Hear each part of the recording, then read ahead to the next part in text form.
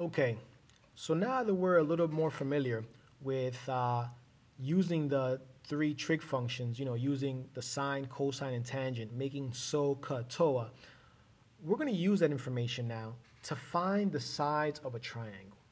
Okay, we're going to use that info now to find the sides of a triangle. So let's take a look here at this triangle right here. I have a right triangle, and I have one angle that's 37 degrees. I have one side which is 6, and I have two sides which I don't know. Unfortunately, one side doesn't give me enough information to use the Pythagorean theorem. So I can't use a squared plus b squared is equal to c squared to find these two sides, because in order to use the Pythagorean theorem, I need at least two sides, and they only gave me one. Then I look at the angle, and I notice that the angle is 37 degrees. So that means that this triangle is not a special triangle. It is not a special triangle. Remember that special triangles are 45, 45, 90, and or 30, 60, 90 triangles. This is 37 degrees, so this disqualifies this triangle as a special triangle. So how in the world am I supposed to find these other sides here if this triangle is not a special triangle and I don't have enough information to use the Pythagorean theorem? Well, we're going to use trig to solve that. So the first thing I'm going to do here is, well, since they gave me an angle of 37 degrees, and I know that this is the 90-degree angle here, I'm going to label my triangle. That's the first thing I'm going to do. I'm going to label it. Okay? And if you look here, obviously this is my right angle, this is my hypotenuse, this is 37 degrees here, so that's going to be my opposite side there, and what's left over is my adjacent side. Okay, so I labeled my triangle. And now there are some rules, or there's a rule that I would like to give you on how to proceed. And that rule is this. And that rule is this.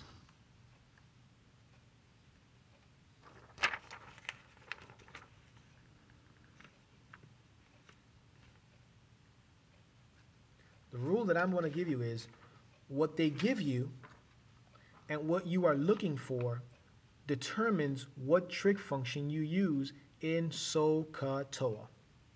Okay? Depending on what they give you, notice I put give in red. What did they give me? Oh, they gave me 6 there, right? And what you're looking for, notice that's in green, the hypotenuse is in green, so we'll determine which of the three trig functions you're looking for. Obviously, they gave me x to look for, and they gave me y to look for. Okay? What information did they give me? They gave me this side of 6. So I don't have to look for 6. They gave me the 6. But I'm trying to solve for either x or for y. Now I can only do one of those at a time. So what I decided to do here was I picked the hypotenuse. I picked the x. I want to find the hypotenuse. Notice I labeled my triangle. This is my opposite side, this is my adjacent side, and this is my hypotenuse. So they gave me the opposite side. They gave me that. And I'm going to look for the hypotenuse. Now, could I have decided to look for the adjacent side first? Sure, but I just decided in this instance that I want to find the hypotenuse. So here's what they gave me, and here's what I'm looking for.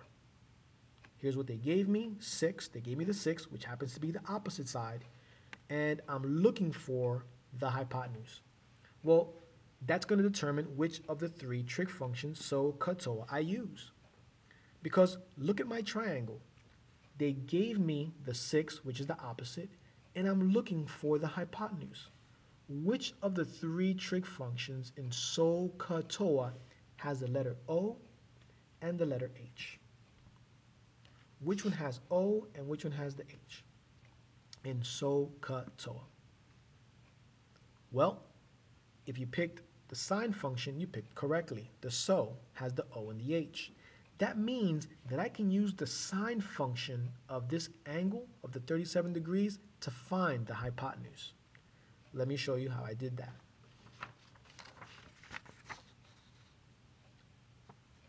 The sine function tells me that it is the opposite over the hypotenuse, right?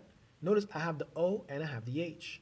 So I'm going to use the sine function, opposite over hypotenuse. They gave me the opposite, and I'm looking for the hypotenuse. So I'm going to use the sine function. So the sine function of 37 degrees is equal to the opposite over the hypotenuse. My opposite is 6, my hypotenuse is x. So the sine of 37 is equal to 6 over x. And what I have here now is just a basic algebraic problem. Well, what I'm going to do here first is I'm going to find out what the sine of 37 degrees is. So here's 37 degrees. There's my sine button, and I get 0.6018. So when I put that into my calculator, the sine of 37 is 0.6018, and that's equal to 6 over x. So all I did here, guys, was I labeled my triangle. This is my opposite. Here's my hypotenuse. Here's my adjacent. They gave me the opposite side, O, and I'm looking for the h. So I have O and h, which means I'm going to use the sine function. So the sine function of the 37 degrees is equal to the opposite over the hypotenuse, 6 over x. So when I put the sine of 37 degrees into my calculator, I get 0.6018 is equal to 6 over x. Now, if you remember, we said that anytime you have a variable or any number in the denominator, the first thing you want to do is you want to get rid of it. How do I get rid of that denominator? I multiply across the equal sign. When I do that, I get 0.6018, x is equal to 6. So look at that. I got rid of the x in the denominator. It's no longer there. Now it's over here, right? And now I want to solve for x. Well, how do I solve for x?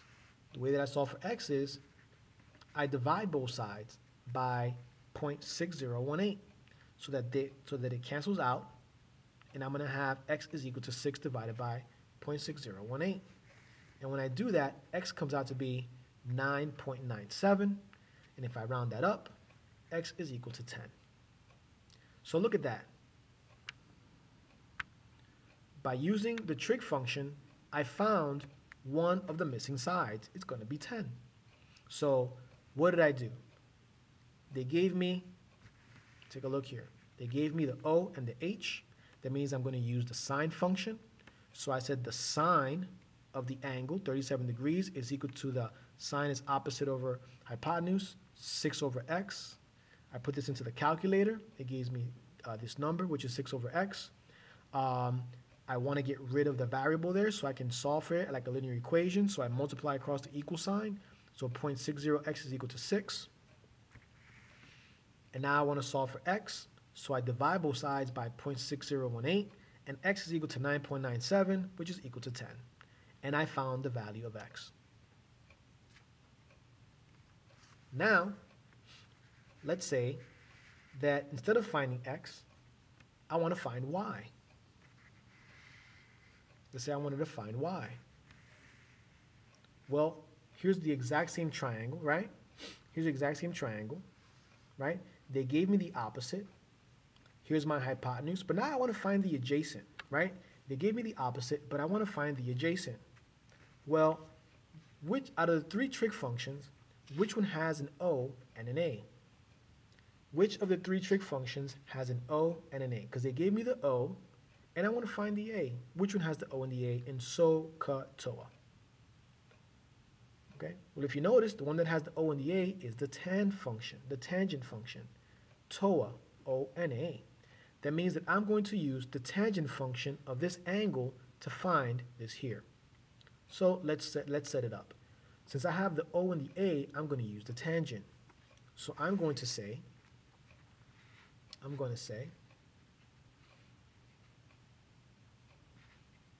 give me a second here. I'm going to say that the tangent of 37 degrees is equal to 6 over y. Now, why did I say 6 over y? Because tangent is opposite over adjacent. What's the opposite? 6. What's the adjacent? Y. That's the variable I'm looking for. So the tangent of 37 is equal to the 6 over the y. I picked O and A because that's the side they gave me, and that's the one I'm looking for. So the tangent of the 37 degrees is 6 over y. Now I just got to figure out what the tangent of 37 degrees is, right? So here's my calculator. There's 37 degrees. I hit the tangent, and I get 0.7535. And this is the next, so I want to go to 4 decimal places. The next one is a 5, so this one's going to become a 6. So when I do that, I get 0.7536 is equal to 6 over y. So all I did was set it up according to how I labeled my triangle. And now I have a decimal because that's what the calculator gave me. Now, remember whenever we have a variable in the denominator, we want to get rid of it. So how do I get rid of that variable? Well, I multiply it across the equal sign. So I'm going to get 0.7536y is equal to 6. And now I want to solve for y. It's like saying you have, 5x is equal to 10. How do you solve for x? Well, you divide both sides by 5, right? Well, here I have this decimal times y, and I want to solve for y. So how do I solve for y? I divide both sides, right? Let me get this out of the way here. I divide both sides by 0.7536 so that it cancels out, and y is equal to 7.96. So when I take 6 and divide it by 7.7536, here we go. Here's 6 divided by 0.7536. I get 7.96, and that rounds up to